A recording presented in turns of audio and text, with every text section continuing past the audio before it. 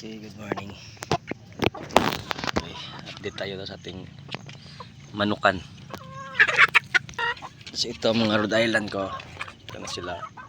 So ngayon, sabihin ko po sa inyo na bakit itong klase ng mga manok ang pinili kong alagaan, no? Itong Rhode Island Red. So unang kadahilanan, una is mga malalaki sila, no? Hindi tayo logi sa ating pakain, no? Kasi talaga makikita natin araw-araw talagang lumalaki sila, no? Kaya yon ang isa sa dahilan kung bakit ito ang pinili ko na alagaan. At pangalawa po, talaga magaganda rin yung mga kulay nila, no? Kakaiba yung mga kulay nila. Yon. So yan isa rin sa dahilan kung bakit ito ang pinili kong alagaan. Pangatlo mga farm is pagsabihin natin, kasi pag sabihin natin na galing sa ibang lugar or ibang lahi ito, kasi itong Rhode Island Red is ito, native American native chicken ito. So ibig sabihin galing ito sa ibang bansa, no? Pag sabihin natin galing sa ibang bansa, talagang nakakaiba siya. Tingnan niyo mga farm, malalaki sila, no? Kaya yun. Pang-apat na kadahilanan, malalambing itong mga manok na ito, no? Kaya pag pinakain ko ito, talagang hinahapin pa, mahawak, lumalapit sila, no? Ito, tingnan mo, ayun. So napakaganda talaga alagaan nila, napakalambing nila, no? Pero mga ka-farm, ito sa yun sila, ito yung babae, yun, papahawak na sila.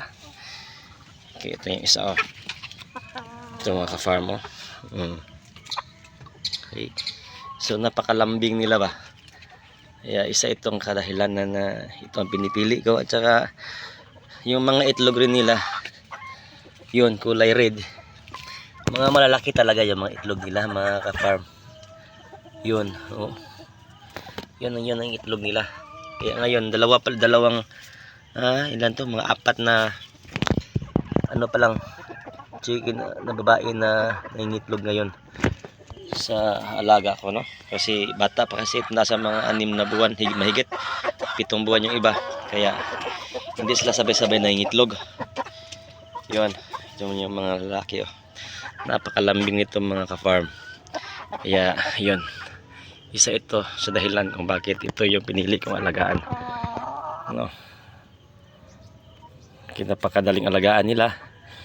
Tsaka pag malayo pa lang tayo mga ka-farm, pag makikita nila na may darating pagkain, ay lumalapit na sila, nagpapahawak, no?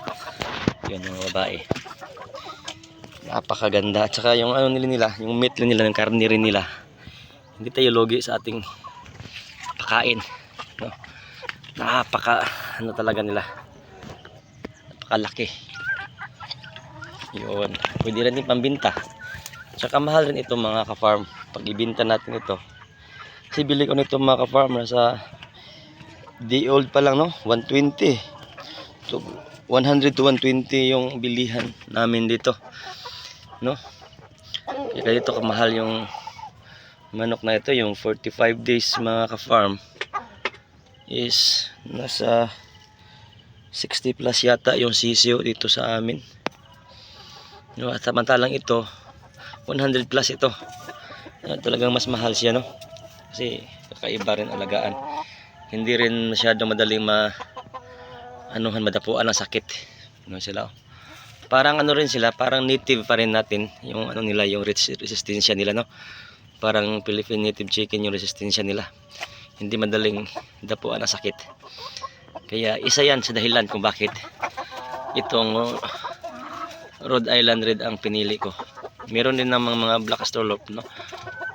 Hindi pa ako nakapalahi noon, kaya naghahanap rin ako ng black, no? Si rin yun, maganda rin yan, pero ito muna inuna ko yung Red Island.